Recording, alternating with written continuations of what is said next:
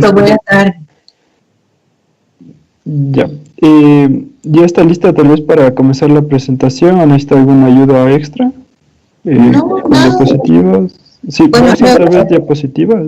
sí, voy a usar diapositivas. Cuénteme si usted me ve bien, si me escucha bien, y cuénteme cómo, a ver, supongo que debo poner compartir escritorio, ¿verdad? Sí. Ok. Ok, entonces cuénteme si me ve y si me escucha. Sí, lo veo y lo escucho perfectamente, Perfecto. no se preocupe. Okay.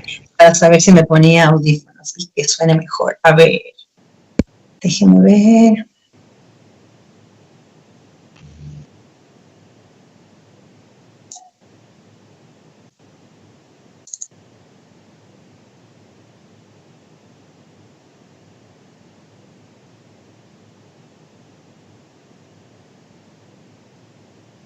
Deje que se abra mi presentación y comparto, ¿ya?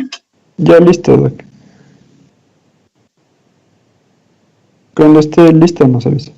Claro, claro. Y desde ya agradeciéndole, Doc, por su ayuda en este proyecto que realizamos entre las dos organizaciones y muchas gracias por su tiempo, Doc. Mucho gusto, qué pena que pasaron algunos cambios, pero ya está todo listo, todo bien. Qué gusto. Ya, Doc. Muchas gracias.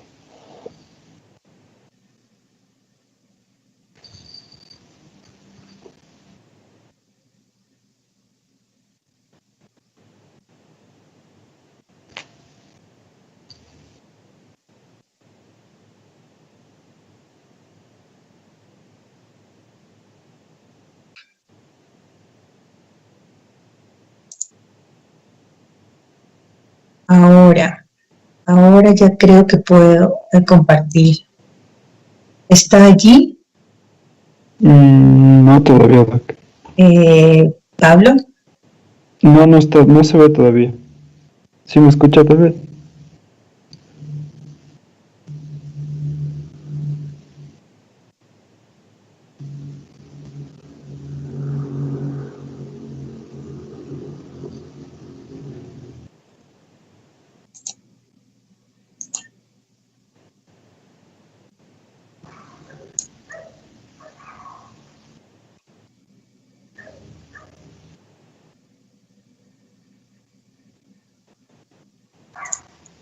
Pablo, cuénteme si estoy compartiendo lo que se debe.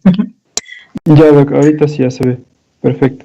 Sí, pero ¿está solo una diapositiva o está también del lado izquierdo? También se ve del lado izquierdo. No, Está en modo presentación. Déjeme ver.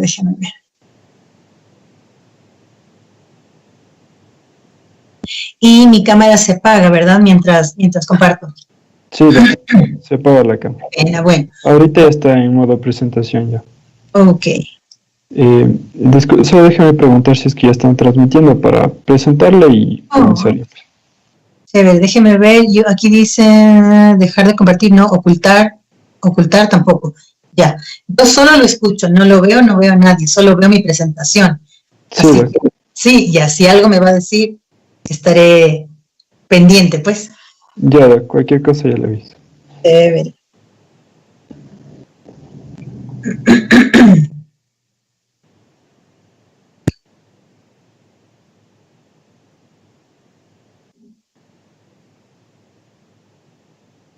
Buenas tardes con todos y bienvenidos a la tercera charla de este proyecto realizado por el Comité de Escora, tanto de MPUSE como de Socios UIDE. El día de hoy tenemos la charla sobre disfunción sexual femenina, la cual va a estar a cargo de la doctora Alicia Garzón, a quien extendemos desde ya nuestros agradecimientos por la participación en nuestro proyecto. La doctora Alicia Garzón es doctora en Medicina y Cirugía por la Universidad Central del Ecuador, especialista en sexología médica por el Centro de Investigaciones Psiquiátricas, Psicológicas y Sexológicas de Venezuela, y profesional entrenada en terapia de pareja centrada en la emoción, docente de posgrado de Ginecología y Obstetricia de la Universidad Central del Ecuador, miembro de la Sociedad Ecuatoriana de Sexología y Educación Sexual, y además es miembro de la Federación Latinoamericana de Sociedades de Sexología y Educación Sexual, conocida como FLASES, de la cual también es miembro del comité de cursos. Bueno, tras esta breve presentación, le doy la palabra a la doctora Alicia Garzón para que inicie con el tema. Por favor, doctora. Gracias. Gracias, Pablo. Buena tarde con todos. Muchas gracias por la espera. Y nada, comencemos a conversar sobre sexualidad. El tema que traigo ahora, que Pablo me ha pedido que comparta, es disfunción sexual femenina. Solamente por un asunto de conceptos, preferiría yo llamarle disfunción sexual de la mujer, pero vamos a utilizar estos dos términos a la vez, pues. De hecho, en literatura, si ustedes van a buscar literatura médica, está como disfunción sexual femenina. Sin embargo, en el área en la que yo me he formado y a nivel de Latinoamérica sobre todo, tiende a llamarse disfunción sexual de la mujer. Bueno, quiero comentarles un poquito de algo que escribió, que expresó la OMS en el 2018. Y esto con la intención de agradecer a Pablo por esta invitación y felicitar este proyecto que están haciendo a través de Sexology School. En una comunicación breve relacionada con la sexualidad dirigida sobre todo a la salud pública, la OMS nombra este asunto de la sexualidad y la formación en sexualidad como algo muy importante que requiere atención urgente, dice en ellos, y subrayé lo que quería recalcar, porque ellos dicen que conforme los pacientes, los usuarios, desean poder hablar más de las inquietudes relacionadas con la salud sexual con los prestadores de servicio, los trabajadores de la salud no tienen el conocimiento y la capacitación necesaria para sentirse cómodos a la hora de abordar este tipo de temas. Interesante, y cuando yo me ponía a pensar, claro, ¿cuándo nos formaron a nosotros en la carrera? Pues, ¿cuándo nos formaron en sexualidad? Bueno, fueron momentos muy específicos, recuerdo yo sobre todo en psiquiatría, si algo, 2 que 3 cosas. Y esta habilidad de hablar de sexualidad, tanto en lo fisiológico como en lo patológico, no se la adquiere tanto a lo largo de la carrera. Y creo que es un buen momento para poder formarnos en esto y abordar también la sexualidad como parte de la salud y de la enfermedad. Entonces, les presento aquí, ya que vamos a hablar de la disfunción, de la patología, les presento lo que sí es la salud sexual, no la enfermedad, sino la salud sexual. Y es un criterio también propuesto por la OMS. Es un estado de bienestar físico, mental y social en relación con la sexualidad. Y esto requiere un enfoque positivo, respetuoso de la sexualidad y las relaciones sexuales, así como la posibilidad de tener experiencias sexuales placenteras, seguras, libre de toda coacción, discriminación y violencia. Entonces, el hecho de no tener enfermedad no quiere decir que estemos sanos, ¿verdad? Bien puede un cuerpo funcionar, tener una fisiología sexual completamente sana y no necesariamente tener salud sexual. Entonces, quitar ese criterio que generalmente usamos los médicos mientras nos formamos, ¿verdad?, de salud y enfermedad, en sexualidad sería súper útil, digo, quitar este criterio porque las cosas van un poco más allá. Sin embargo, en esta presentación les propongo dar algunas miradas, ¿no? Si bien mi mirada también es de médico, tal cual la que ustedes están teniendo y en la que se están formando, pero quiero invitarles a mirar desde otros puntos de vista también. Hablando un poquito de estadísticas, hay un estudio que ahorita ya se los voy a nombrar, en donde el 100% de la población fue estudiado, obviamente, para identificar la disfunción sexual. Les hablo en general, disfunción sexual en general, no solo de mujer, para ir poquito a poquito al tema. Y 31% de los hombres tienen disfunción sexual. 43%, es decir, más que los hombres, 43% de las mujeres tienen una disfunción sexual. Ahora, si ustedes hacen ahí un aproximado, digamos, qué sé yo, 30, ok, 40% con disfunción sexual, 40% de la población, y esto fue en Estados Unidos, del 100%, es como bastante, es casi la mitad, bueno, es bastante. Y entonces les presento aquí el rango en el que varía, también otros estudios, porque también incluyen estudios comunitarios que se han hecho. Entonces dicen que, el estudio dice, pues, que se presenta del 100%, de 10 a 52% de los hombres una disfunción sexual. Es bastante. Y en 25 a 63% de las mujeres. Puse una estrellita allí para acompañar a este señor que está sorprendido, ¿verdad? Porque fíjense que quienes más consultan quienes más van a la consulta, al menos en mi área, son los hombres. Sí, sí van las parejas también, pero la mayoría son los hombres. Y las mujeres, que se supone que tienen 25 a 63% de ellas una disfunción sexual, según este estudio, ellas no consultan tanto. Sí consultan, no con gran frecuencia, pero sí lo hacen. Entonces, miren qué importante en el sentido de una actividad, de una acción incluso concreta, porque es un problema de salud pública. No es solamente necesario llegar a perder la vida, qué sé yo, con el asunto COVID, para decir, oye, sí, hay que atender este asunto. No. La disfunción sexual causa bastante alteración en las relaciones interpersonales, en la propia salud, por supuesto, en la interacción con la pareja, en la calidad de vida incluso, y por lo tanto es importante ser abordada. Aquí les presento un resumen del estudio que les nombraba. Este es un estudio que se publicó en el 1999, en la revista JAMA, y habla sobre la disfunción sexual en los Estados Unidos. Se estudiaron 1.749 mujeres. No sé si es que ven mi flechita que estoy usando. Cuéntenme, Pablo, si es que la ven. Sí, se observa. No se preocupe. Entonces, tenemos, porque les voy a señalar o a indicar lo más relevante, ¿no? Porque no es que nos vamos a leer toda la lámina, solo se los doy para que cuando tengan el material puedan consultarlo. Entonces se estudiaron 1.749 mujeres, 1.410 hombres, y ellos estaban entre la edad de 18 a 59 años. La disfunción sexual es más prevalente en mujeres, el dato que les había dicho en la lámina anterior, 43%, y en hombres 31%. Otro detalle importante es que estas varias patologías se relacionan con la edad y con el nivel de instrucción, entre otras variables demográficas. Otro detalle importante, que hay una participación en las disfunciones sexuales relacionada a la salud física y emocional, ¿sí?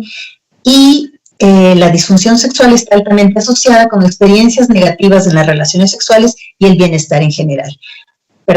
Como conclusiones, importante dos cosas. Es una preocupación importante a nivel de salud pública, que los problemas emocionales contribuyen a la disfunción sexual, y que a pesar de que esta patología aumenta y que, como les decía, se alteran las relaciones interpersonales y la calidad de vida, los datos epidemiológicos son escasos. Entonces, les cuento un poco lo que hace la sexología, en este caso la sexología médica, y es el estudio del sexo y de la función sexual. Solo para estar un poco claros o un poco más claros, porque ya han tenido algunas charlas, sexo es todo lo relacionado al componente anatómico, a los órganos que se ponen en funcionamiento sexual, y ahí viene la función sexual, ¿de acuerdo? Entonces el sexo de una persona puede ser mujer o varón, y función sexual ya es poner todos esos elementos en funcionamiento, y de allí vendría la función sexual sana y la disfunción sexual, y de eso les voy a hablar ahorita. Entonces, la función sexual está dada por una unidad funcional que es estímulo-respuesta. Si tenemos entonces hay una respuesta, y el estímulo debe ser sexual para que pueda haber una respuesta sexual.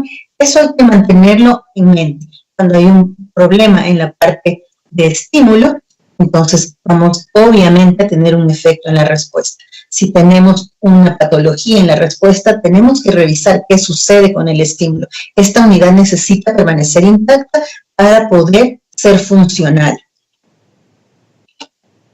Y entonces les presento aquí una lámina maestra, es decir, una base con la que podemos estudiar la sexualidad, tanto sexo como función sexual, pero ahora nos vamos a enfocar en función sexual.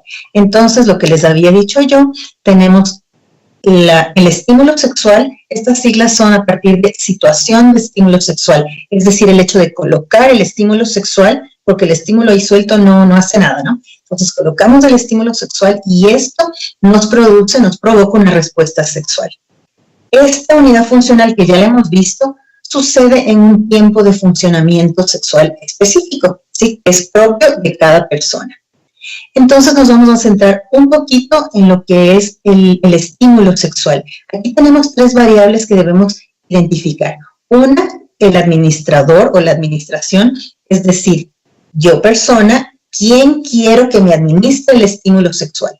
Puede ser una persona de mi mismo sexo, del sexo contrario, o también quiero o me gusta que me administre el estímulo sexual una persona de mi mismo sexo y del sexo contrario, ¿ok? En este caso, si administra el estímulo una persona del mismo sexo, sería homosexual, administrador homosexual. Si es de distinto sexo, administrador heterosexual. Y si es de los 2 sexos, sería un administrador bisexual. En el caso de que una persona quiera administrarse el estímulo ella misma, sería el administrador autosexual, ¿ok? Tenemos luego el método. El método se relaciona con los órganos de los sentidos. Entonces, no es quién administra el estímulo, sino qué, ¿sí? Entonces sería lo visual, lo auditivo, lo olfativo, lo gustativo, lo táctil. Los más utilizados o probablemente los que más se promocionan serían el visual y el táctil, pero también tenemos 2 elementos más que no son tan de cuerpo, sino son internos, por supuesto, pero están en la cabeza, ¿sí? Entonces sería la fantasía sexual y la evocación sexual. Fantasía, algo que no ha pasado nunca y que me encantaría que pase, y la evocación sexual es el recuerdo de algo que estuvo espectacular y que lo traigo a mi mente, ¿sí? Con la fantasía creamos, pero con la evocación traemos a la memoria, ¿sí? Se usan distintas habilidades cerebrales. En cuanto a la frecuencia, hablamos también del estímulo, pero se refiere al intervalo de tiempo que transcurre entre que una persona quiere activarse sexualmente y quiere volver a activarse, ¿sí? Y por allí vamos al tema que nos trae ahora. Bueno, esta es la fuente, pues está en el Manual Diagnóstico de Enfermedades de Sexología, escrito por la FLACES. La FLACES es la Federación Latinoamericana de Sociedades de Sexología y Educación Sexual. Esto fue en el 93. Perdón. Entonces les decía que una vez que tenemos un estímulo, se da una respuesta y esta respuesta se concreta y se hace súper evidente por 2 elementos importantes. El 1, vasodilatación generalizada. Los vasos se abren y esto permite que la sangre vaya, por ejemplo, hacia el pene y produzca una erección, que vaya hacia el útero y entonces se dé la lubricación, hacia el útero no, hacia la vagina, y se dé la lubricación vaginal. Y así varios elementos, ¿no? en todo el cuerpo. Por ejemplo, la sangre también a nivel de mamas permite la turgencia mamaria, la erección del pezón y bueno, varias áreas. En realidad todo el cuerpo es sujeto de esta vasodilatación generalizada. El otro elemento que viene después de la vasodilatación es la contracción muscular y esto permite fenómenos tan claros y evidentes como la eyaculación y el orgasmo. Ahora les decía yo, viene primero la vasodilatación y luego la contracción. Ciertamente es así, pero mientras va dándose la vasodilatación, inicia poco a poco, de una manera increciendo, la contracción muscular, hasta que es mayor y muy evidente, ¿no? Entonces, estos eventos los podemos ver en esta lámina. Aquí tenemos hacia arriba las fases y hacia la derecha el tiempo que transcurre. Entonces, comenzamos desde 0 y con la administración de un estímulo sexual comienza la fase de excitación, que es progresiva y aumenta. Viene una fase de meseta, en donde se mantienen todos estos síntomas ya iniciales, y viene después una fase de orgasmo, que es intensa, pero es rápida, y luego viene una fase de resolución, donde prácticamente se regresa al nivel inicial basal. Tenemos 2 fases importantes que no están incluidas en esta lámina, porque según los autores ha ido variando. Entonces, les presento esos 2 elementos. Primero, el deseo sexual, que es la misma frecuencia sexual de la que les hablé hace un ratito, pero les debo recordar que podemos iniciar, todo ser humano puede iniciar una respuesta sexual aunque no haya deseo sexual. Y uno diría, no puede ser, si el deseo sexual es lo que lleva a que uno ingrese en este ciclo de respuesta sexual. Bueno, sí es cierto, el deseo puede causar eso, pero este mito de que solo el deseo nos lleva a esto no permite operatividad sexual. Entonces, puede no haber deseo y podemos responder al estímulo, ¿sí? Generalmente las mujeres tienen un poco de conflicto, las pacientes me refiero, con esto, ¿no? Y bueno, todos en general, pues, porque pareciera que el deseo debe funcionar, o quisiéramos que el deseo funcione igual en varones que en mujeres, pero no es así. El varón claramente identifica su deseo y entonces entra en este ciclo. La mujer dice, yo quisiera ser así. De hecho, el varón dice lo mismo. ¿Por qué ella no es así? Bueno, la mujer funciona de otra manera. Y ahora es que lo vamos a ver. Sí, funciona de muchas otras maneras y son maneras interesantes. Entonces, y muy, muy sanas. Entonces, lo ideal sería no depender del deseo sexual como el varón ha aprendido a hacerlo.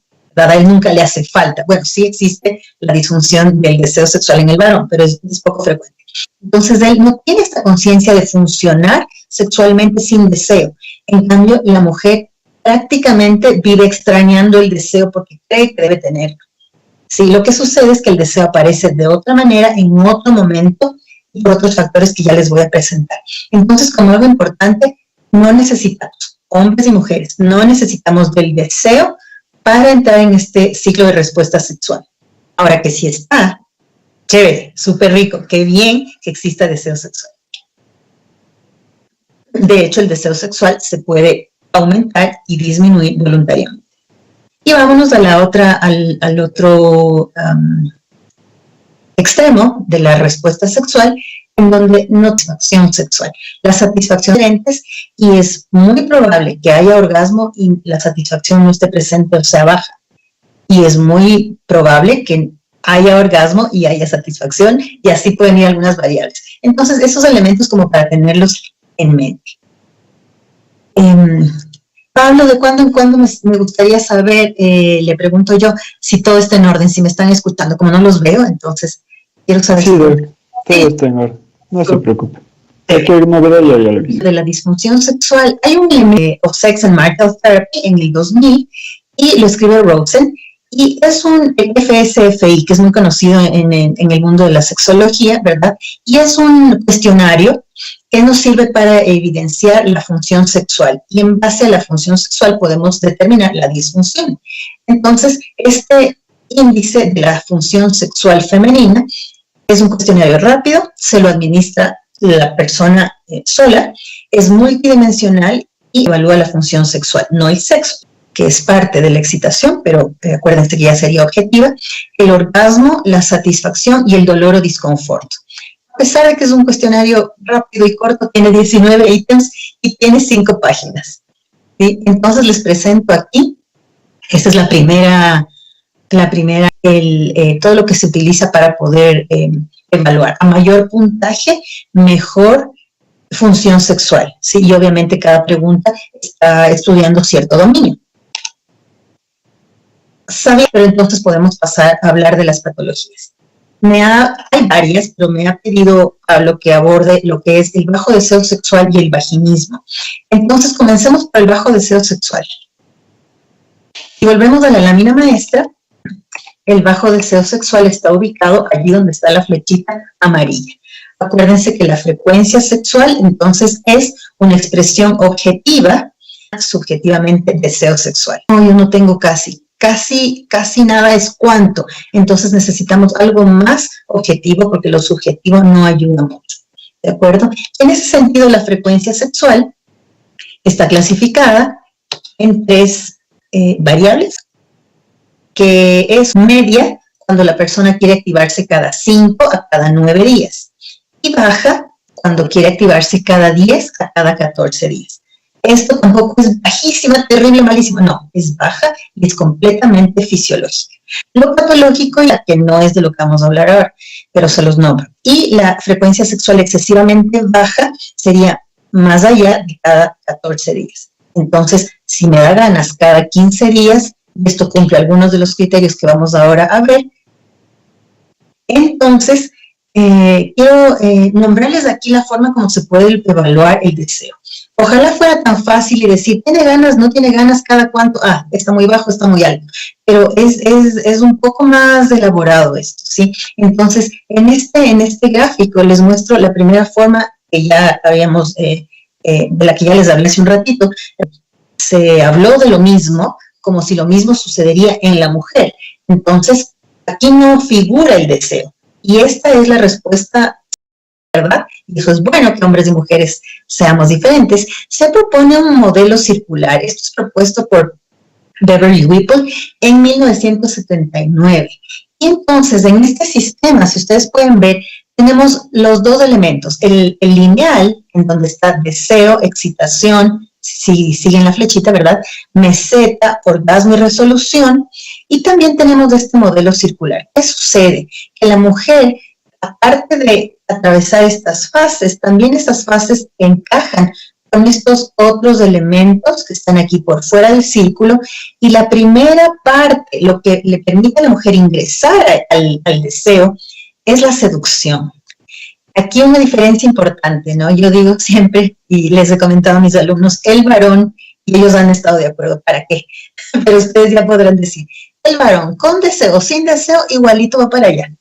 Y el varón seducido o sin ser seducido, igualito va para allá. Para la respuesta sexual me refiero. Pero la mujer no. La mujer sí requiere de una fase en donde haya seducción. Ahora, que al varón no le gusta ser seducido, no, eso ya sería otra cosa. Al varón claro que le gusta, pero no se relaciona tanto su ingreso a este ciclo o a esta respuesta lineal, no se relaciona con la seducción, no depende de la seducción. Y les dejo como un detalle así importante, o un detalle en el que pueden pensar, en el que pueden poner un poquito de discusión entre ustedes, de análisis, tal vez. La seducción que el otro ejerce sobre la mujer es importante, sí, pero no necesariamente para que la mujer ingrese a este ciclo necesita de la seducción del otro. Hay veces, yo sé que suena raro, pero hay veces en que la mujer puede seducirse a ella misma, en el sentido de que la salud sexual es propia. Yo quiero ejercer mi salud sexual, yo quiero estar sana, yo quiero entrar en este ciclo, entonces me seduzco. Y bueno, ahí ya entraríamos en otro campo, que hay varios elementos en la seducción.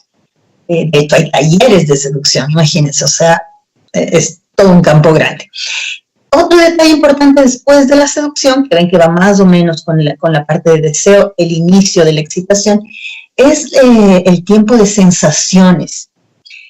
Las sensaciones son súper importantes. Si es que tenemos alguna alteración y pensamos de una en lo físico, por ejemplo, en una persona con diabetes, y esta persona tiene dificultad para percibir las sensaciones por la neuropatía que se da, no va a ser igual y no va a ser con tanta facilidad la excitación.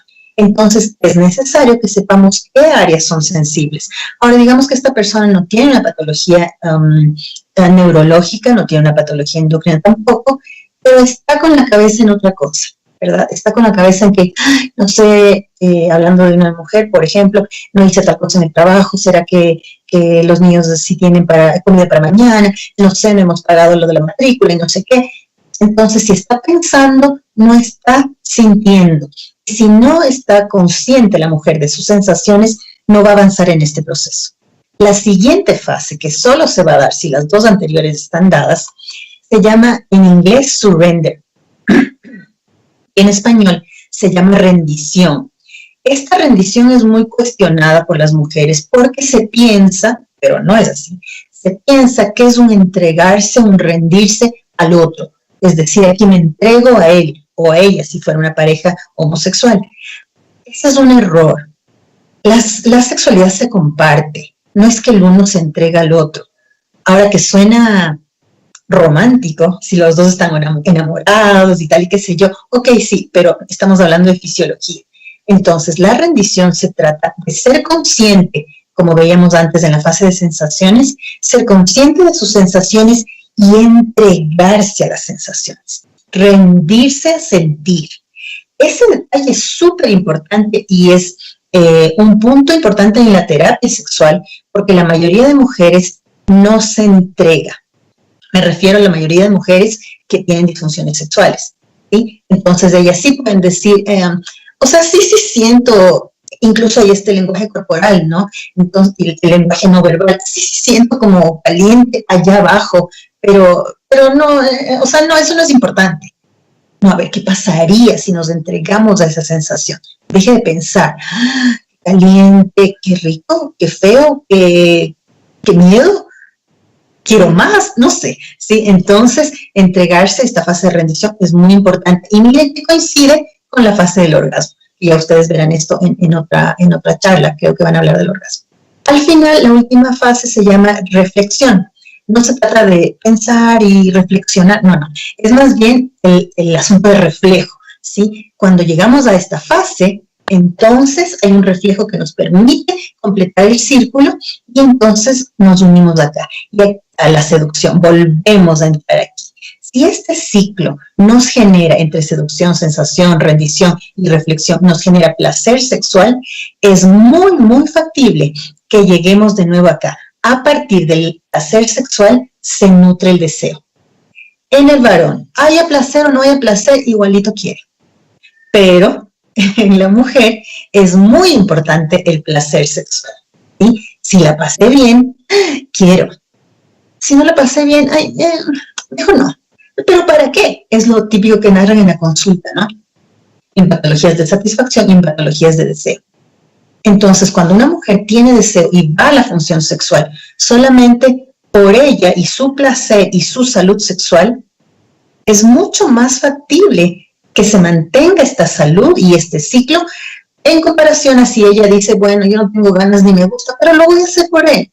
Sí, le amo y me llena, que él esté feliz, pero bueno, eso no nutre el deseo y la mujer necesita saber eso. Y tenemos aquí otro modelo más, por si fuera poco, para poder hablar del deseo de la mujer. Entonces, este modelo fue propuesto en el 2001 por Rosemary Basson y tenemos aquí una mezcla, pues, de todo lo que hemos hablado, pero algo importante es notar que es circular, que ya nosotros habíamos visto que la mujer no es lineal, más bien su modelo es circular, y otro detalle importante es que el deseo sexual que está aquí en el medio puede venir antes del estímulo sexual, como puede venir después de que haya estímulo sexual y más bien ya está en fase de excitación, y también se nutre este deseo sexual por la intimidad emocional. Entonces uno podría decir, en los varones, ¿qué pasa? La intimidad emocional nutre, alimenta el deseo sexual, lo disminuye. Bueno, ustedes pueden investigar también y podrán evidenciar cómo funciona esta relación en el varón. Pero miren que en la mujer es importante, ¿sí?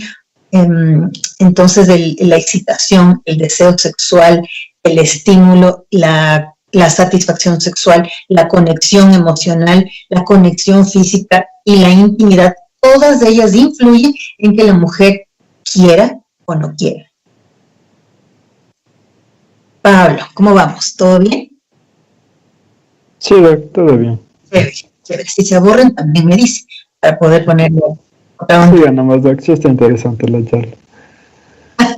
Ok, entonces, hablando de bajo deseo sexual, quiero que sepan, ahora que ya sabemos cómo es que se forma, cómo es que se da el deseo sexual, quiero que sepan que aunque cada autor ha nombrado o ha descrito estos elementos sobre el deseo, todos estos funcionan a la vez, ¿sí? Entonces, necesitamos ser conscientes en el paciente que atendamos, en la paciente que atendamos, que todos esos sistemas pueden estar en funcionamiento. Ahora, hay varias formas en que se le puede nombrar el bajo deseo sexual. Una de ellas es frecuencia sexual excesivamente baja, como yo les había dicho, según la lámina maestra. Tenemos también el deseo sexual hipoactivo. Son algunos nombres, pero estamos hablando de lo mismo. El asunto es que cambian los nombres según la mirada de los autores. Sí, por ejemplo, como lo nombra el DSM-4 o el DSM-5, perdón, y también como lo nombra el CIE-11. Sí, entonces eso hay que revisar cuando esta patología es una de las más frecuentes, en la mujer y está en el 33% de las mujeres de 18 a 59 años, como habíamos notado hace un ratito, pero está en el 36 hasta 81% de las mujeres, si se incluyen en los estudios, las mujeres de 70 años. Y déjenme decirle que las mujeres de 70 años son completamente sexuales y pueden ser muy funcionales. He tenido pacientes, mujeres con vida sexual activa hasta de 90 y tanto años. ¿Sí? Entonces, no podemos decir, pero a los 70 ya. No, la cosa sigue. Y la expectativa de vida es 85 y más. Entonces, tenemos que tomar en cuenta este factor. En criterios diagnósticos, para poder decir que una persona tiene una frecuencia sexual excesivamente baja, debe ser una molestia persistente, recurrente, debe estar presente por más de 6 meses, debe estar presente esta disminución de la frecuencia sexual tanto en el ejercicio de la función sexual, esas son esas siglas, significa la sexualidad en pareja, y en el autoejercicio de la función sexual, es decir, en masturbación. Si nosotros tenemos una paciente que dice, bueno, sí, yo me toco todos los días, lo máximo, pero con mi esposo, no, o sea, como cada 3 meses, mejor que ni me diga, o sea, con él no me da ganas. Esto ya no es un bajo deseo sexual propiamente dicho, ¿sí? Ya tiene otros factores, porque el mismo cuerpo sí tiene ganas y lo hace sola, pero con él no. Y luego ya vamos a ver cómo se han clasificado en algunos tipos el bajo deseo sexual en base a esos criterios. Ahora, lo que se reporta, lo que las pacientes refieren, es la falta o ausencia de deseo de ejercer la función sexual y también la falta o ausencia de fantasías sexuales. Evidentemente, esto debe ser evaluado por un médico sexólogo mucho mejor porque sabe otros criterios, ¿verdad? Como para poder decir esto sucede. Y causa malestar, dificultad interpersonal y no se explica por otro trastorno mental, droga o condición médica. Este es otro de los síntomas, ¿verdad?, que se evidencian. Dice ella, y la próxima vez llévate tu calentura a otra parte. Claro, porque la calentura y el deseo en él, bueno, obviamente no están en ella. Y se le desarma la casa con la calentura de él. Esto es muy importante porque la discordia de pareja viene a ser evidente cuando no se maneja esta patología, esta disfunción sexual del bajo deseo sexual en forma excesiva, ¿no? Aquí tenemos una clasificación. Miren, la falta de deseo se ha clasificado primero, les señalo esta, como primario y secundario. Este está en relación al tiempo en que se instaló la patología, se instalaron los síntomas. Es primario cuando desde el inicio de la vida sexual no hay ganas y está fuera de la frecuencia que decíamos hasta cada 14 días, ¿verdad? Pero la falta de deseo sexual secundario es cuando la paciente refiere que hubo un tiempo de operatividad sexual, yo estaba bien, todo funciona bien, pero es desde que me embaracé, es desde que di a luz, es desde que hubo infidelidad, es desde que estuve con anemia, que ya no tengo ganas. Ellas refieren un cambio en la frecuencia sexual, ese es secundario. Y de allí la falta de deseo sexual generalizada es en todo, ¿no? En la relación sexual en pareja, en el autoejercicio de la función sexual, en los tríos, en las orgías, con el propio, con el ajeno, o sea, con la pareja y la extrapareja, con quien sea, es generalizada. Y la falta de deseo sexual situacional es lo que les nombraba hace un ratito. Yo sí quiero, pero con él no. ¿Sí? Entonces, estos elementos hay que considerarlos en la clasificación. Hablando del deseo sexual, obviamente tenemos que referirnos al tratamiento, pero no les puse la lámina de etiología, que obviamente en la mente del médico debe estar allí, porque quiero que ustedes puedan evaluar lo que hemos conversado, lo que hemos hablado, lo que he hablado, ¿verdad? Para ver la variedad de elementos que pueden relacionarse con la etiología. Uno, por ejemplo, sería, les propongo uno, pero ya mismo, si es posible, me comentan algo ustedes. Otro sería la falta de información, simplemente la falta de información. Yo pensé, podría decir una paciente, que yo debía tener un deseo igual que el de mi esposo, de mi pareja. Debe ser alto, no sabía que podían haber algunos tipos. Sí, o sea, alto, medio y bajo, y todo eso es natural. O sea, ¿qué pasa? ¿Por qué él tiene alto? ¿Por qué yo tengo bajo? Entonces, el simple hecho de no conocer el funcionamiento del cuerpo humano en relación a la frecuencia sexual da una patología. Tenemos causas hormonales, tenemos causas neurológicas, tenemos causas emocionales, conductuales, ¿verdad? Por ejemplo, la satisfacción que nombrábamos, con razón no quiero, si todo esto está tan feo, tan desagradable. Ok, entonces, en base a eso, el tratamiento es amplio, no es algo como, ok, te ponemos insulina y estamos listos. No. El tratamiento médico-sexológico aborda la psicoeducación, la información sexual y se basa mucho en la terapia cognitivo-conductual. La terapia cognitivo-conductual permite reorganizar, ¿verdad? Reorganizar los pensamientos, quitar mitos, quitar pensamientos irracionales así se llama, o distorsiones cognitivas que no permiten un buen funcionamiento del cuerpo, a pesar de que el cuerpo esté sano. Y también se maneja en terapia cognitiva conductual las emociones que nacen de estos pensamientos y las conductas. Como yo les decía, el deseo sexual se puede promover y se puede disminuir. No es que nos tocó un deseo sexual y con esto estamos fritos toda la vida, o bendecidos toda la vida, no sé cómo lo ven, ¿verdad? Es que podemos hacer uso de ese deseo sexual, así como de otros deseos, de otros drives, como se les llama, de estos impulsos, el deseo de dormir, el deseo de trabajar, el deseo de comer, el deseo de tener relaciones sexuales. ¿Okay? Si nos vamos hacia esta visión completamente médica, debo decirles que y aquí están las dosis y demás para que ustedes lo puedan ver, tenemos la testosterona, es cierto, se puede administrar testosterona generalmente de manera parenteral, como parches o en forma de geles, ¿verdad? La flibanserina, que es un antidepresivo que aumenta la dopamina y disminuye la serotonina. Acuérdense que la dopamina es la que provoca esta búsqueda sexual y la serotonina es la que disminuye. La serotonina es la que nos da la sensación de saciedad, incluso la saciedad sexual. Ya no más, gracias. ¿Sí? Deje nomás. Entonces, la flibanserina actúa allí. El bupropión también es utilizado y se ha visto mucho. Esta cosa es muy importante, ¿no? O esta relación que hay aquí es muy, muy interesante. El bupropión se ha visto mucho que funciona en el bajo deseo sexual y también se lo utiliza en las personas que tienen déficit de atención. Se ha visto que cuando se utiliza bupropión en personas con déficit de atención, mejora el deseo sexual.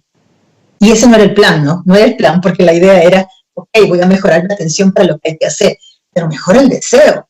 Lo que sucede es que el hecho de percibir, de poner atención al deseo sexual, es algo que nos lleva a trabajarlo y a aumentarlo.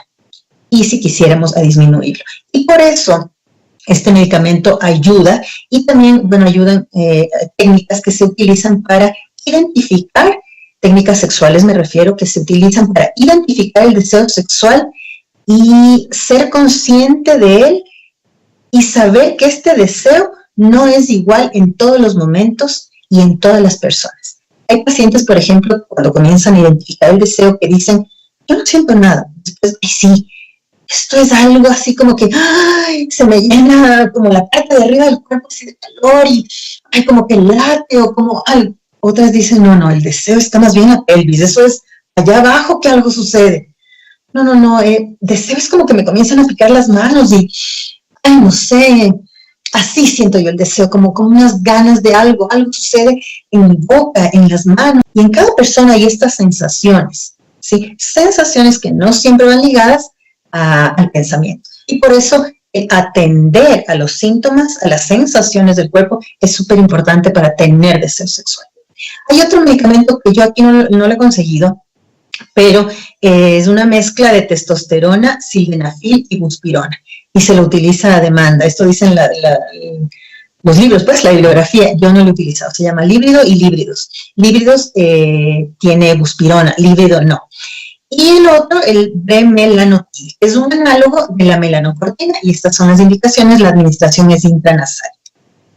Y así podemos ir nombrando varias formas más de tratamiento de la disfunción sexual, del bajo deseo sexual, en base a la causa, ¿sí? Y como son tantas, bueno, pues aquí les presento un cuadro que es útil. Cuénteme, Pablo, ¿será posible que los muchachos comenten, que la gente comente, que los doctores, no sé quiénes están aquí, todos los que están aquí, que comenten sobre qué piensan, qué preguntas tienen, cómo ven ahora el deseo sexual?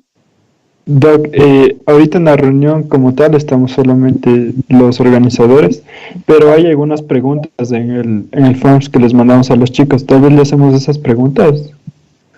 Como ustedes gusten. Pero entonces no están los estudiantes de ahorita. La reunión se está retransmitiendo por YouTube, Doc. Ahí están los participantes. Ok, bueno, sí, Entonces claro. ya le hacemos las preguntas, ¿ya? Ok, claro. Entonces, ¿seguimos mientras me dicen las preguntas o esperamos? Deme un minutito para revisar las preguntas y poder hacerle.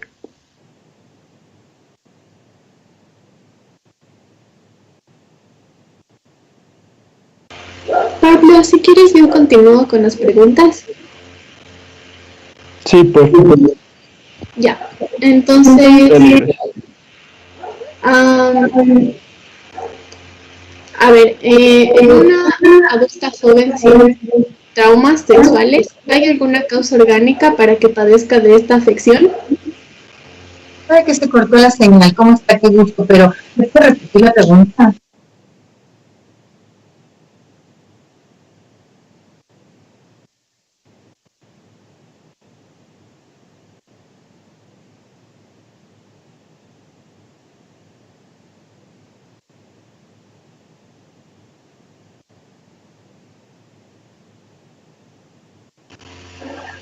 ¿Me escuchan? Ahora le escucho, por favor. Ya, entonces, tomar antidepresivos y SSRS por largo tiempo puede causar disparemia incluso después de años de haberlos dejado de tomar. A ver, bueno, estamos hablando de deseo sexual. Entonces, el término de dispareunia no encaja a menos que entremos ya a estudiar el dolor. Sin embargo, voy a responder, por supuesto, para que no se quede esta duda. Y lo voy a canalizar también hacia deseo. El uso de antidepresivos al inicio aumenta el deseo sexual. Por lo tanto, esto de que, ay, no voy a tomar antidepresivos porque me quita las ganas, no. Al inicio, y puede ser no solo semanas, no, pueden ser meses, aumenta el deseo sexual. Acuérdense que también tiene ya este efecto del equilibrio entre dopamina y serotonina. Y por eso en pacientes que utilizan estos fármacos necesitamos usar otros recursos para recuperar la frecuencia sexual. El uso de estos medicamentos puede dar dispareunia, no. Ahí de ley intervienen otros factores, ¿no? Otros factores como podríamos decir, estoy utilizando estos medicamentos, no tengo ganas, por lo tanto no estoy activando el estímulo y función sexual, estímulo y respuesta sexual, no estoy activando este elemento de la función sexual y por lo tanto la respuesta es pobre, es escasa, es poco satisfactoria, no hay vasodilatación suficiente, la contracción tampoco es suficiente, probablemente no haya una respuesta sexual agradable y entonces comienza a doler. ¿Sí? Allí ya iríamos más hacia un factor de no hay estímulo y por eso no hay respuesta. Ahí podríamos canalizarlo a través del deseo sexual, como les decía. Muchas gracias. Okay. Otra pregunta es, en una adulta joven sin traumas sexuales, ¿hay alguna causa orgánica para que padezca esta afección? Sí, claro, por ejemplo, podríamos decir pueden haber varias, ¿no? Pero, por ejemplo, la anemia. La anemia disminuye o cursa con una disminución de la frecuencia sexual. Podemos tener depresión, ¿verdad? Que sabemos que es orgánico, no es algo que está en la mente, sabemos, entonces puede cursar con disminución de la frecuencia sexual. Ciertamente los traumas generan esta alteración en este ciclo, pero tenemos muchas otras patologías, ¿no? que también pueden llevarnos a una alteración de este ciclo. La frecuencia sexual sí puede estar relacionada, como hemos visto, con este factor hormonal de la testosterona. Entonces, si medimos testosterona, sobre todo de epiandrosterona, es probable que encontremos niveles bajos en una paciente con la frecuencia sexual excesivamente baja. Sin embargo, es muy frecuente que los niveles estén normales y el deseo pueda estar bajo. Es más, si se administra testosterona, es muy frecuente que los niveles suban y el deseo siga bajo. Por eso es que yo les decía, ojalá y hubiera un solo modelo que nos diga cómo trabajar en deseo sexual, pero no es así. O sea, es muy fácil decir, tenga testosterona, estamos listos. No, está confirmado, comprobado por la Academia Internacional de Sexología Médica también, en otras patologías también, que lo ideal es hacer la terapia sexual, luego incluir una terapia farmacológica cuando ya hemos avanzado, y luego estos dos factores unidos potencian la respuesta y hacen que se mantenga. Si solamente damos fármacos, probablemente no haya una mejoría, y si es que hay, después de suspender el fármaco, cae esta mejoría. Entonces, para poder obtener mejoría y que perdure a través del tiempo, necesitamos estos dos elementos, terapia sexual no farmacológica y farmacológica, y luego ir disminuyendo el fármaco. Gracias. Otra pregunta es, ¿cuáles son las señales de pérdida de deseo sexual y si esto es muy común entre las mujeres? Sí, claro, habíamos dicho que en la prevalencia, ¿verdad? Es alta la cantidad de personas que refieren esto, póngale por lo menos 30%. ¿Cuáles son los síntomas? Pues no tengo ganas. Sí, hay una evidente expresión verbal de no quiero, pero también podemos ver que esto pueda comenzar por una falta de placer, es decir, no digo que no quiero porque estaría mal visto, hay problemas con mi pareja, sea hombre o sea mujer, entonces igualito lo hago, ¿verdad? Pero no participo, no disfruto, y esto es una actividad frecuente, una reacción frecuente. Los varones lo narran con frecuencia, como les digo en la consulta, ¿no? Mi esposa está allí, mi pareja está allí, pero es como si no estuviera. Y ustedes saben, y ahora que lo hemos conversado, el estar allí, pero como no estar y no sentir y no tener placer, evidentemente no nutre el deseo. Entonces, bueno, esos son uno de los síntomas que se presentan. Gracias. Otra pregunta es, ¿por qué la disfunción sexual femenina es menos visibilizada que la masculina si esta es más frecuente? Qué interesante esa pregunta, nos lleva a la reflexión, ¿no? No tengo una respuesta absoluta, sin embargo, varias ideas para analizar, sí. Los estudios han sido sobre todo hechos en varones.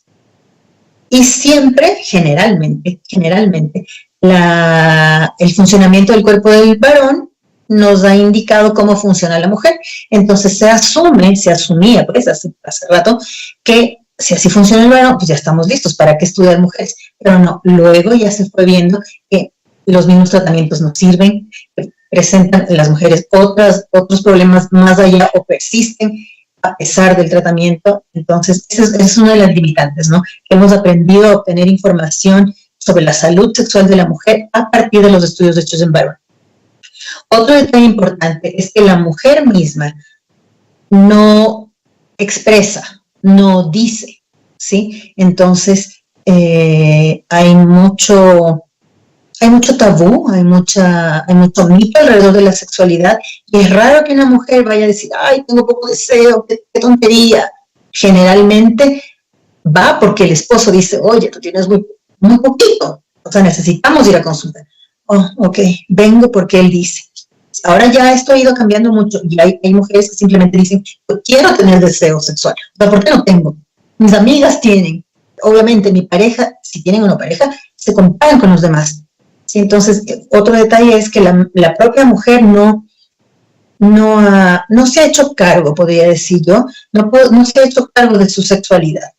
Y otro detalle importante es que los estudios son más fáciles de realizar en varones, ¿sí?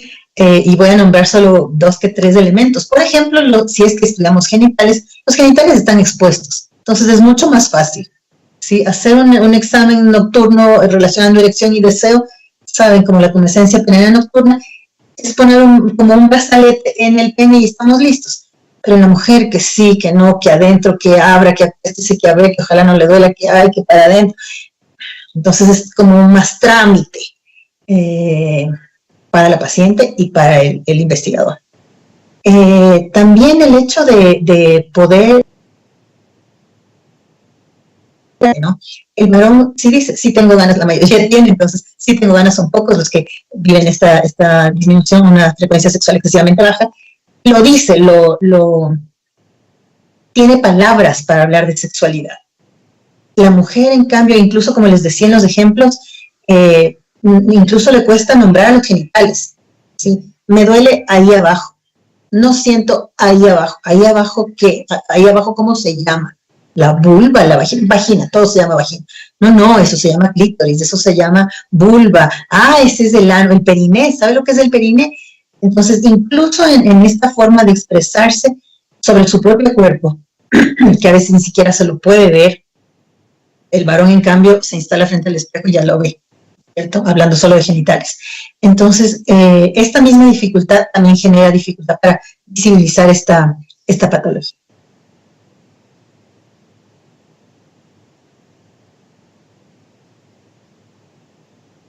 Gracias, Doc. Otra pregunta dice, ¿puede haber satisfacción sexual sin orgasmo?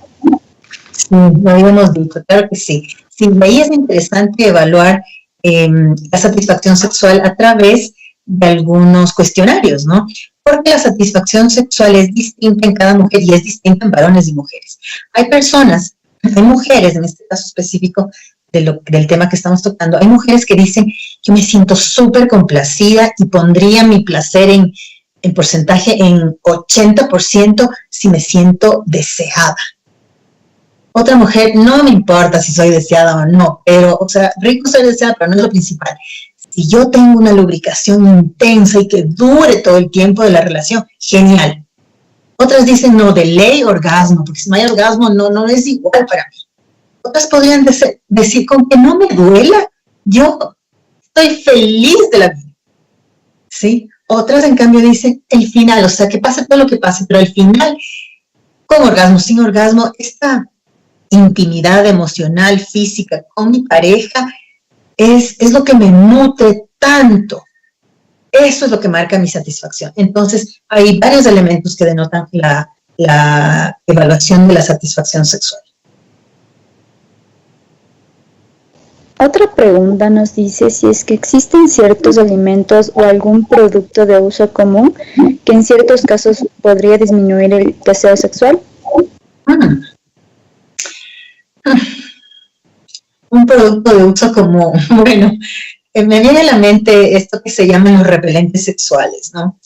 Los repelentes sexuales son elementos externos que no favorecen la respuesta sexual. Pero pensando en un poco en la pregunta, bueno, ya depende de cada persona, ¿no? Entonces, por ejemplo, hay personas que ante un olor desagradable o el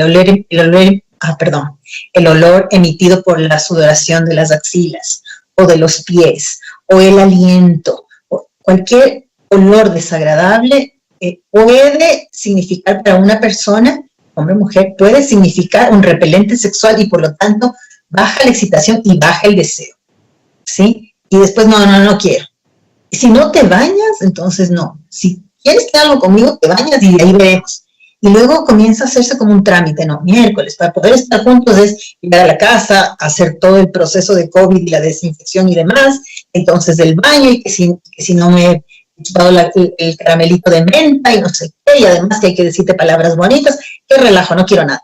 Entonces, esto genera este círculo de repelentes sexuales, ¿verdad? Individual y en pareja, y cuando llega el paciente uno no sabe qué comenzó qué. La disfunción comenzó la discordia de pareja, la discordia de pareja comenzó la disfunción, a ver qué pasó.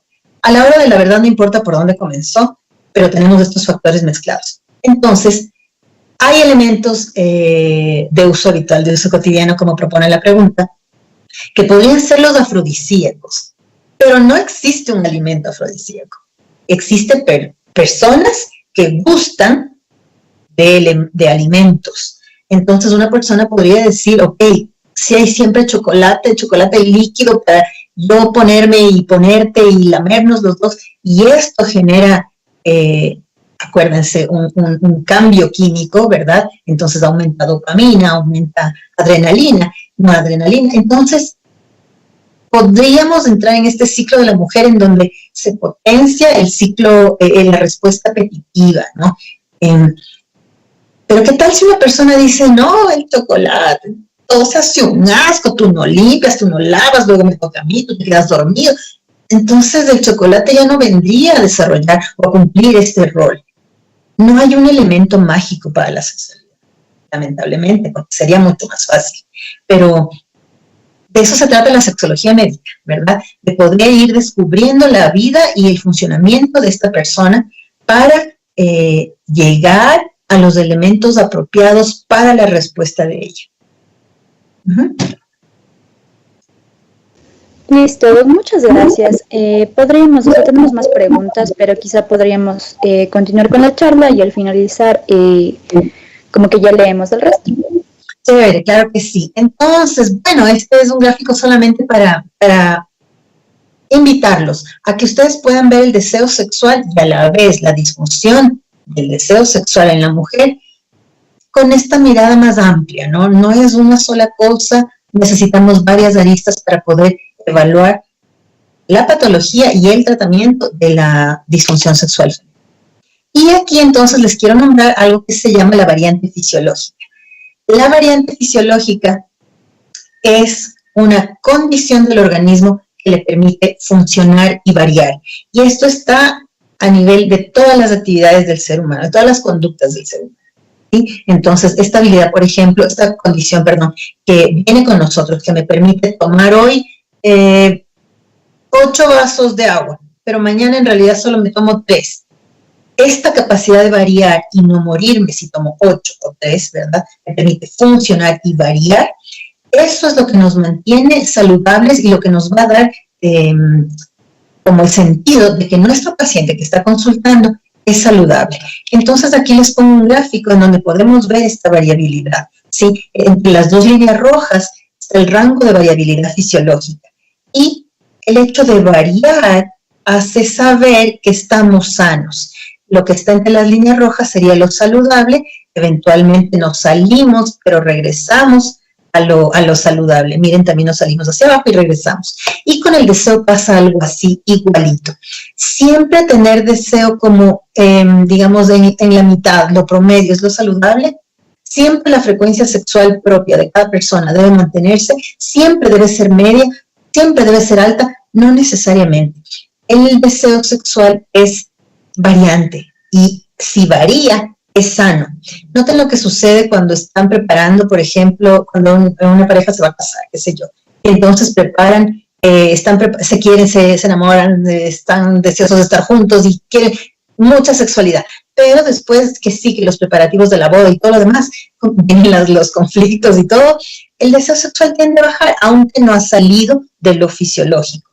Y hay momentos en que ya llegan la luna de miel, ¿verdad? Y eso es el deseo sexual a millón. ¿Y qué pasa? ¿Se va a quedar allí toda la vida? Sí, porque nos amamos. Y si nos amamos, nos deseamos. No, eso no es saludable, ¿sí? Amarse sí es saludable, pero variar es saludable. Entonces, necesitamos saber que podemos volver por esta fisiología de la variabilidad fisiológica del sexo y la función sexual, podemos volver a variar dentro de este rango completamente sano. Lo mismo pasaría con un deseo completamente bajo. Entonces, les invito a que sepan eso. Un deseo sexual no siempre es alto, no siempre se debe quedar alto, y un deseo sexual bajo no siempre se va a quedar aquí bajo. Podemos recuperar la variabilidad. Y hay un gráfico un poquito más variable para que puedan verlo. Y más nada, podemos aquí descansar un ratito si es que tienen no sé, necesidad de salir un ratito, ir al baño, comer algo, hay un gráfico para que, no sé, para que les provoque algo. Mientras, entonces, bueno, si es que se van a ir organizando, pero que estén cerca, ¿verdad? Podemos pasar a hablar del vaginismo. Dígame, Pablo, si seguimos, si nos detenemos un ratito. Déjame ver un momento, Doc, para ver si hay preguntas o no. Ok, el vaginismo es un tema un poquito más corto, ¿verdad? Pero bueno, estamos en tiempo y podemos seguir si gusta.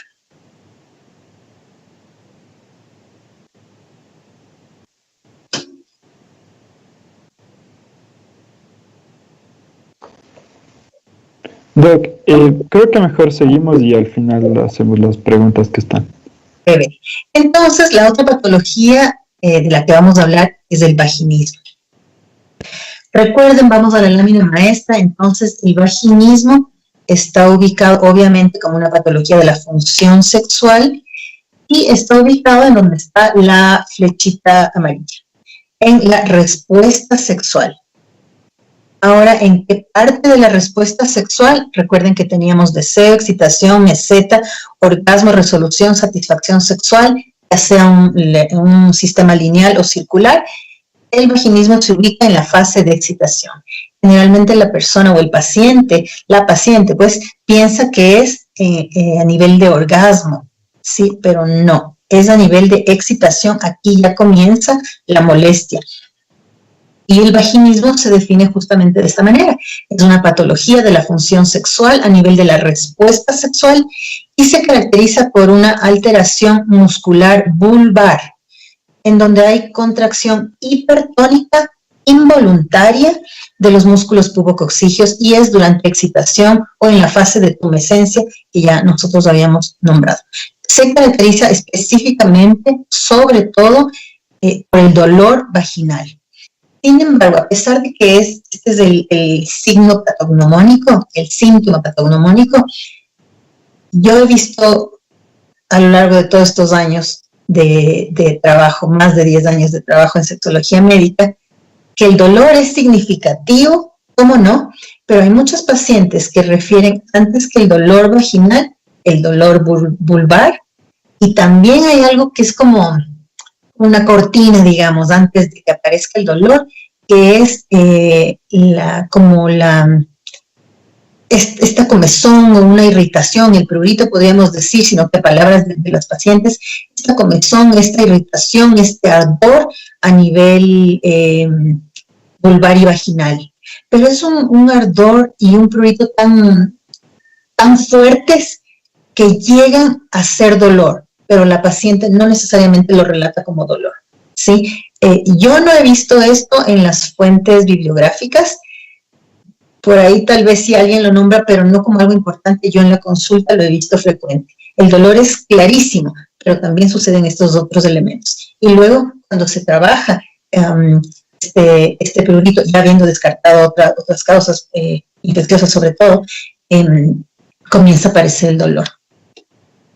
Y aquí un gráfico de lo que sería el vaginismo. Aquí tenemos una mujer en posición de litotomía y entonces tenemos algunos músculos pubococcígeos, ¿verdad? Lo que sucede es que estos músculos se contraen, sobre todo en la parte inferior o distal de la vagina, en el introito vaginal, y esto genera, sobre todo en el tercio distal de la vagina, una contracción importante, involuntaria. Eso es muy importante saber lo que es involuntaria y causa dolor. Si lo vemos en este corte sagital, podemos ver aquí, en donde están las flechitas, podemos ver cómo la vagina se contrae por el efecto de los músculos en hipertonía. Aquí lo mismo en el corte sagital sin contracción, ¿verdad? Esta vagina está permeable y aquí miren cómo se contrae sobre todo en el tercio distal. Este tercio justamente, si ya lo vieron en fisiología en las charlas anteriores, este tercio distal, sobre todo en su cara anterior, es el lugar en donde está la plataforma orgásmica y por supuesto es una de las zonas erógenas que provoca orgasmos, pues. Entonces es importante nombrar eso. A pesar de eso, una mujer con vaginismo sí puede tener orgasmos.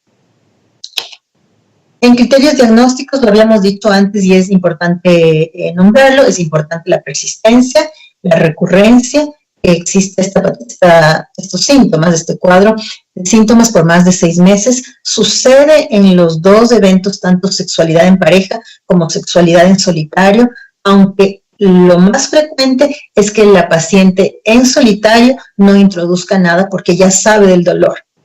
Si es que lo hace, generalmente es para probarse, generalmente tienen dolor.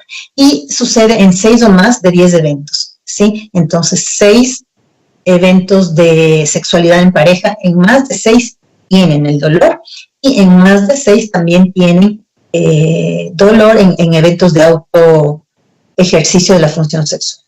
Contracción, como les decía, es involuntaria y eso es necesario que la pareja y la paciente sepan. Puse primero a la pareja porque la pareja generalmente dice, es que ella no colabora, es que yo le digo relájate, es que yo le digo pero cálmate, pero nota cómo estás. Esto es algo involuntario. Ella quiere que eso no suceda, pero sucede, ¿sí? Entonces, es involuntario, es recurrente, persistente. Sabemos que la contracción es en los músculos perineales, como les he dicho, sobre todo en el tercio externo de la vagina, y es frente a la introducción de pene, dedos, tampones o espéculos. Pero también es incluso frente a la idea de que va a haber introducción de estos elementos, ¿sí? Es que eso va a pasar hoy de noche y comienza ya la contracción. Por eso las personas pensaban que el vaginismo inicia cuando inicia la penetración vaginal, pero eso no es así. Incluso antes ya está dándose la contracción, los síntomas y el dolor. Debemos saber que esta hipertonía de los músculos pubococcígeos es una respuesta condicionada. Es aprendida y es, repito, involuntaria. Por lo tanto, un fármaco común y silvestre, ¿verdad? Un fármaco no va a hacer que esta respuesta condicionada y aprendida cambie. Necesitamos crear nuevas conductas utilizando estos músculos a través de la concientización y los ejercicios, ¿no? Y como saben, esto causa malestar interpersonal y no se explica por otro trastorno mental, el uso de otra droga o de otra condición médica. En el cuadro clínico, importantes algunos elementos, los hemos visto ya antes, pero les enumero allí para que los tengan claros. Tenemos el dolor vaginal ante intento o solo pensamiento de intento de penetración vaginal. Este dolor que las pacientes sienten es un dolor llamado por Master y Johnson, un dolor exquisito. Es un dolor, obviamente no es delicioso, sino que es un dolor supremo, es un dolor intenso, es de aparición brusca, y decía que es exquisito porque la mujer lo refiere como algo característico que no ha sentido en otro momento y que es insoportable, a pesar de que varias mujeres aguantan o tratan de aguantar este dolor para permitir la penetración, y generalmente la intensidad de este dolor es de 8 en adelante, 8 sobre 10 me refiero. Sí, hay quien narra 6, 7, pero lo habitual es 8, 9 y 10. Además, este dolor está acompañado de movimientos típicos, musculoesqueléticos, pues, de escape y de protección. Hay este movimiento de los brazos para empujar el pecho de la pareja o empujar la pelvis de la pareja. Ahí está esta retracción del tórax, también hay movimiento, puede haber también movimiento de los brazos hacia atrás, y se ve típico en la camilla del ginecólogo, ¿no? La paciente comienza a retirarse, hay este movimiento también para cerrar las piernas, aproximar los muslos, con este típico movimiento de salida, de escape para poder protegerse. Además se evidencian síntomas de ansiedad, taquipnea, taquicardia, sudoración. Este dolor se caracteriza porque interfiere con el coito, pero no molesta la funcionalidad y la operatividad en el tiempo de precoito. Estas pacientes, de hecho, disfrutan mucho de besos, abrazos, caricias, pero cuando ya se aproxima o ya están pensando en que se aproxima la penetración, comienza toda esta sintomatología. Y también las pacientes pueden tener operatividad, en la excitación, es decir, la mujer comienza a notar los síntomas de excitación, aumenta los latidos del corazón, es decir, taquicardia, también ella nota la taquipnea, pero no es taquipnea de ansiedad, sino taquipnea de excitación, nota cómo comienza la lubricación y todo eso es placentero. Entonces, el vaginismo no impide la excitación.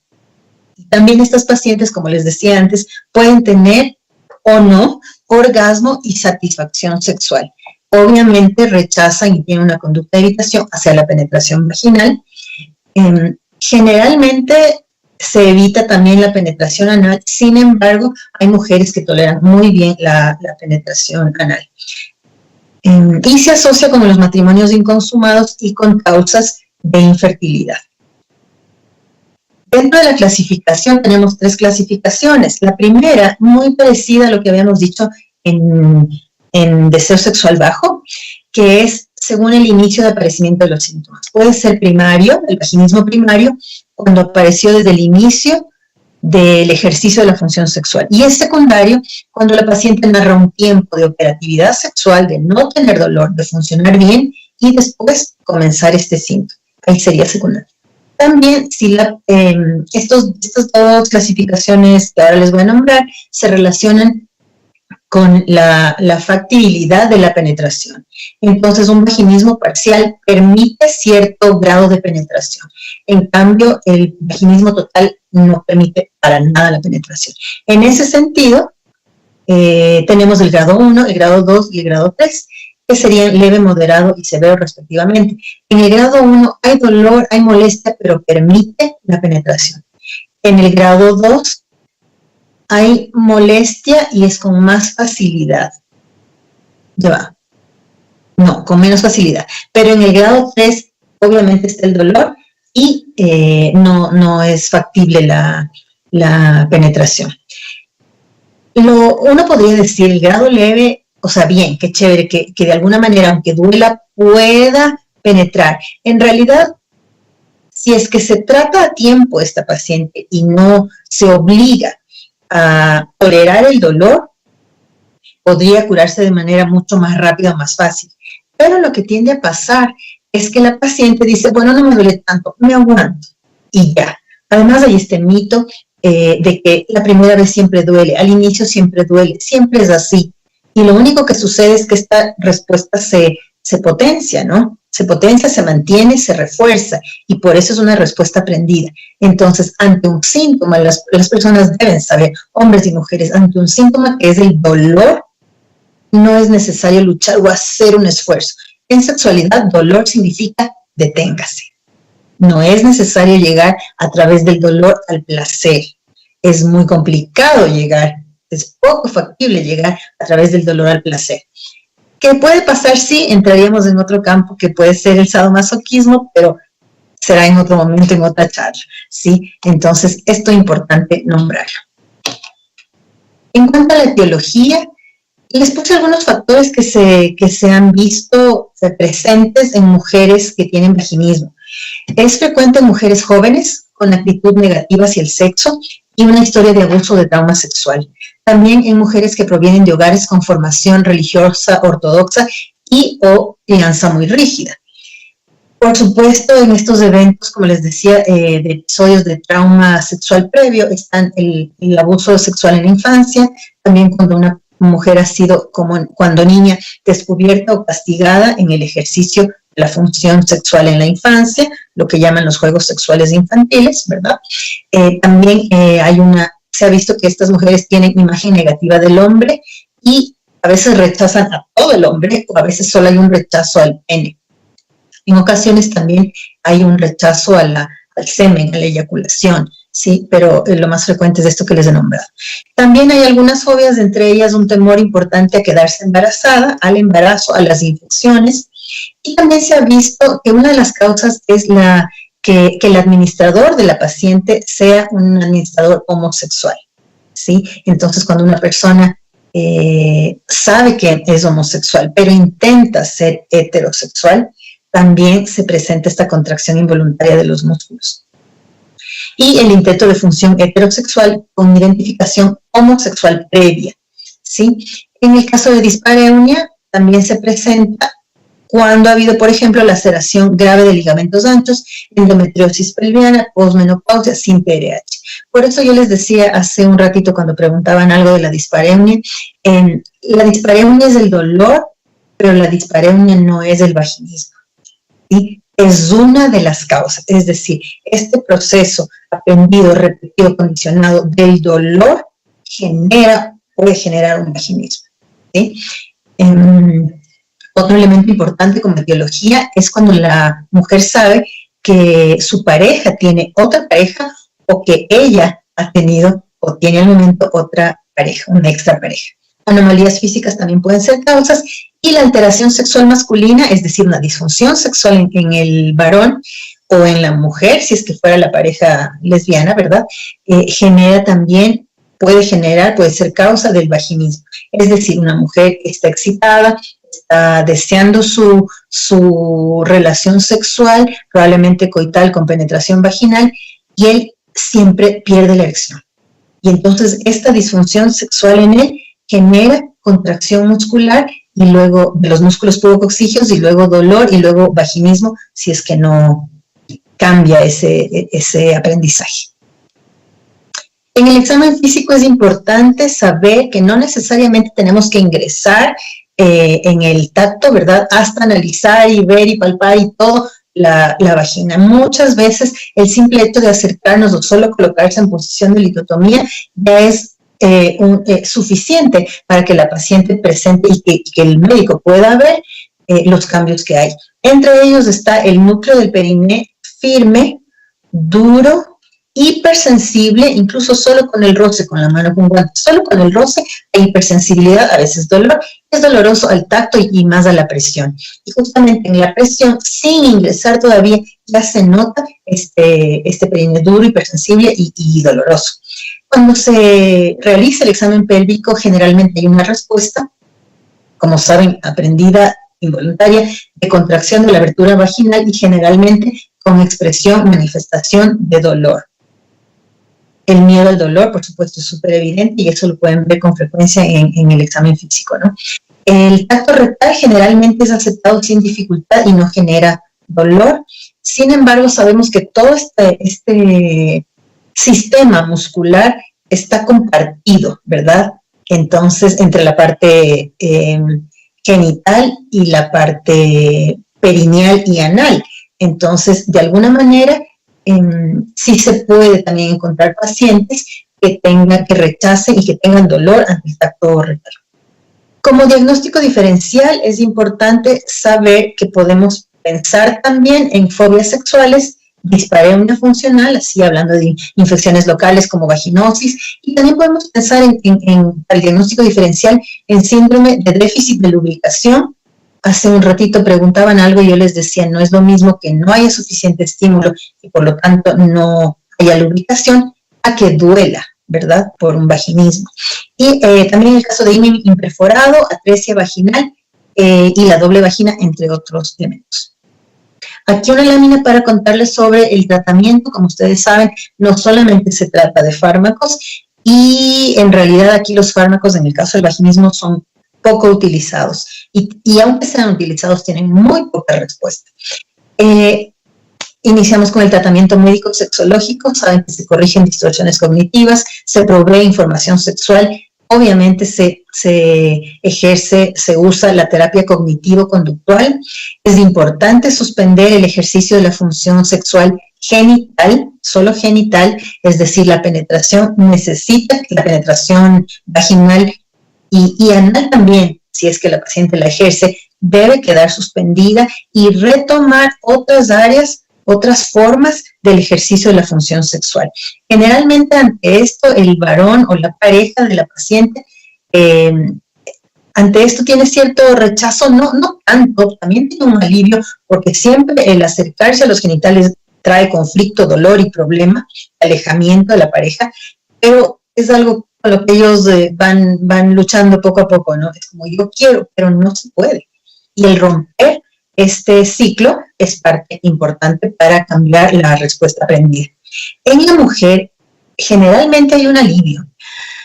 Qué bueno que ya no tiene que pasar, qué genial, ok, yo estaba tratando, pero también hay una parte de un porcentaje de pacientes que dicen que ahora, si yo no permito que haya contactos genitales, él se va a ir, él me va a dejar. Entonces, bueno, viene otra área en la que hay que trabajar también, el vaginismo. se le enseña, se le capacita a la pareja en relajación muscular y también se realiza desensibilizaciones sistemáticas en mente y en vivo. Esto ya es parte de toda la terapia cognitivo-conductual, que es un área que generalmente los médicos no somos formados en esa área, pero en este caso en la sexología médica se utiliza mucho. Se realizan ejercicios perineales justamente para poder aprender a utilizar los músculos y poder voluntariamente eliminar la contracción y eliminar el dolor. Debo decir, en lugar de eliminar la contracción, provocar relajación y así eliminar el dolor. Se realiza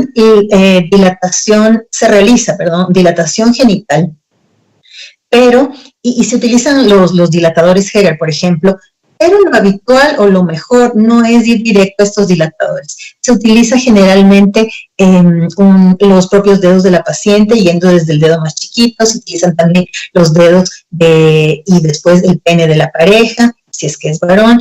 Se utilizan algunos juguetes sexuales, pero obviamente tienen que ser muy bien escogidos, ¿verdad? Porque preferimos que sea algo más chiquito, como los tampones, no juguete sexual. Entonces también se utilizan los tampones y también se utilizan los dedos o los genitales del instructor sexual o del terapista sexual, si es que se cuenta con esa figura. Se sugiere en la bibliografía que se utilice o que no se utilice para este proceso de dilatación la colocación tópica en el núcleo del perine de AINES. Sin embargo, yo no he visto en mi práctica médica sexológica ningún efecto, ¿sí? No sirve para nada la colocación de AINES, los relajantes musculares, la anestesia, la propia cirugía, que es lo que proponen algunas personas, no sirve para nada. ¿Sí? Acuérdense que es una respuesta aprendida, más bien es un asunto de retomar el control muscular.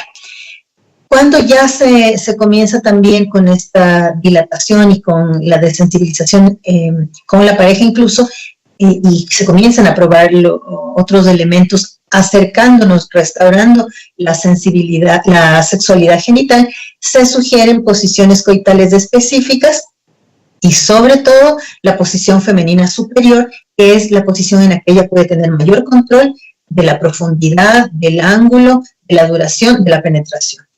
Y en ocasiones es importante también tratar a la pareja, obviamente la pareja está involucrada en todo esto, pero hablaba de dar fármacos que son vasoactivos a la pareja, porque es frecuente que en una mujer con vaginismo se dé una disfunción sexual de pareja y con frecuencia el varón transcurre con disfunción eréctil o disminución de la frecuencia sexual.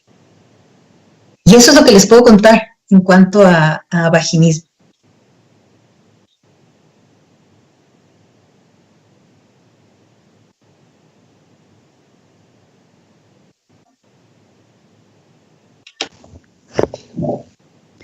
Muchas gracias, Doc. Entonces ahora vamos a continuar con las preguntas que nos han hecho en este transcurso. Bueno, entonces nos dice, ¿cuánto es el tiempo recomendable que debe ser el preámbulo para activar el deseo sexual y el orgasmo?